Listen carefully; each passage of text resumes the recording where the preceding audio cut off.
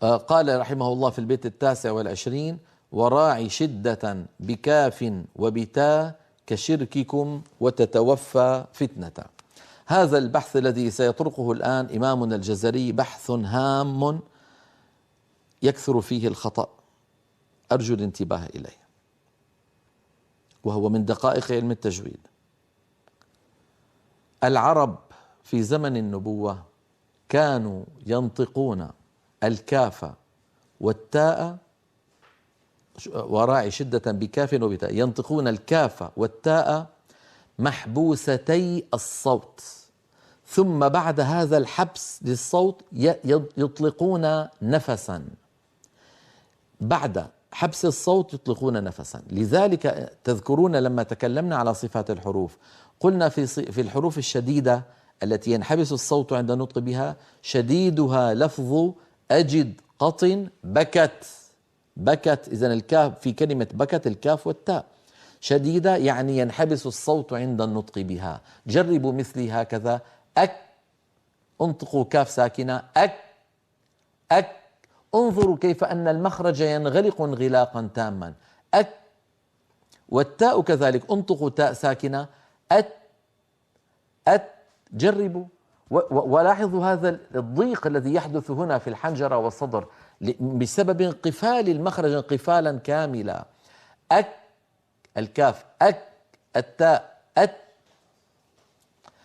فلذلك كانت العرب حتى تتخلص من هذا الإزعاج الناتج من حبس الصوت حبسا كاملا في الكاف والتاء، كانوا لما يفرجون عن المخرج، لما يباعدون طرفي المخرج يطلقون نفسا، فيقول الواحد أك، اسمعوني جيدا، أك أك.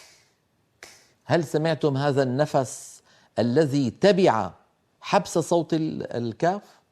من هنا عد علماؤنا الكاف والتاء بالإضافة إلى كونهما شديدتين عدوهما مهموستين، فقال الجزري رحمه الله: مهموسها فحثه شخص سكت.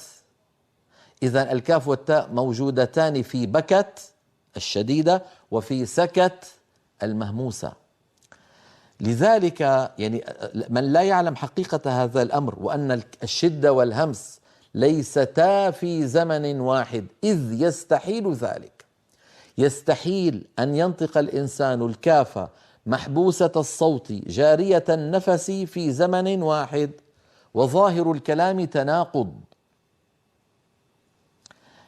العرب كانت تنطق الكاف في أول نطقها محبوسة الصوت، ثم يفرجون عنها يعني يباعدون طرفي المخرج فيتدفق شيء من الهواء الذي كان محبوسا خلف المخرج ويشعر الإنسان بالراحة، فيقول العربي أك أك، ويقول العربي أيضا أت، اسمعوني جيدا، أت أت، فيتبع التاء بنفس وسط، عندما ينطق الكاف يتبعها بكاف وسط، وعندما ينطق التاء يتبعها بنفس وسط، لا هو نفس شديد كبير ولا هو أيضا بتر.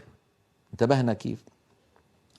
الشعوب التي من حول العرب في عصرنا مثلا من الشعوب المسلمة من ينطق الكاف في لغته غير العربية بترا، فيقول أك أك هكذا، كاف مبتورة من غير همس، لكن العرب لا تنطقها كذلك. وقلت وأكرر دائما: نحن لما ننطق حروف القرآن نقلد العرب الذين كانوا أحياء في زمن النبوة، لأن القرآن العظيم نزل بلسانهم هم، لا بلسان أهل عصرنا ولا بلسان الشعوب التي في شرق الوطن العربي أو غربه أو شماله أو جنوبه.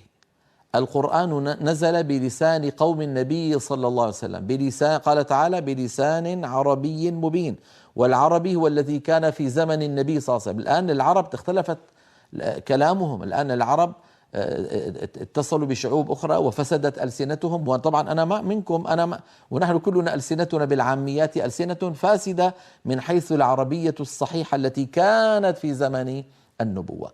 لذلك لما نقرأ القرآن كلنا بلا استثناء نتخلى عما اعتدناه من ظواهر لهجية محلية إن كنا عربا، أو ظواهر لغوية إن كنا غير عرب، وننطق القرآن العظيم مقلدين النطق الذي نقله لنا أئمتنا القراء الذين أفنوا أعمارهم في نقل أصوات القرآن الكريم جيلا عن جيل، وضبطوا ذلك بالكتابة.